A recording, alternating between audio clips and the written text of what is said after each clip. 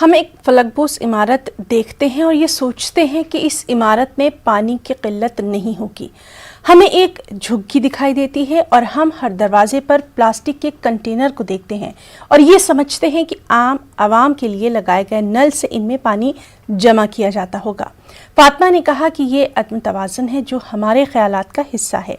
फातिमा ने पानी की यकसा दस्तयाबी की मांग की है।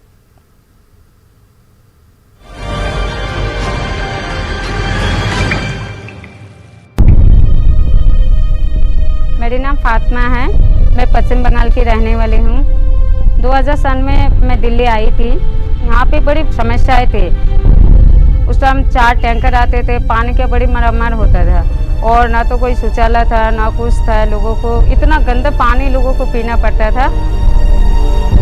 The residents of the slum understand how precious water really is, and that's why they do everything they can to conserve every single drop.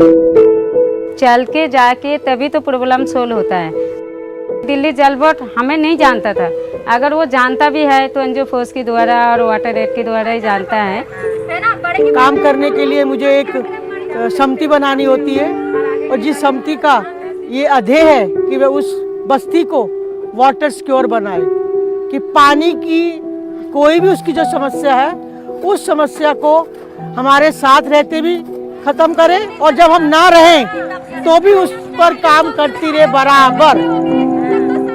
हमें पता है जो 4 दीवारी के अंदर में रहेंगे तो 4 दीवारी का बात ही पता लग जाएगा, फिर आगे का बात पता हमें नहीं लग सकता है। तो हम जब निकले फिर इनका पास भागे, फिर इन्होंने हमें रास्ता बताया, बेटा ऐसे नहीं ऐसे काम करना चाहिए। उसका बाद जो है हम यहाँ से काफ़ी सारे महिला भी ले के भागे हैं, जो क्यों नहीं, जब हमारा हक हमें क्यों नहीं दिया जाता है। जब इतने सारे महिला गए हैं तो सुनवाई भी किया है। परमिशन लेके गए तो वहीं बैठ जाते थे, क्योंकि एक दरवाज़ा अगर हम 10 बार खटखटाएंगे तो एक बार तो ज़रूर सुनेगा। तो जब पाइपलाइन हुआ वाटर एड के थ्रू तो मतलब लोगों का घर तक मिला है। पानी की बचत करेंगे तभी तो जीवन बचेगा और जीवन बचेगा तभी तो जल बनेगा।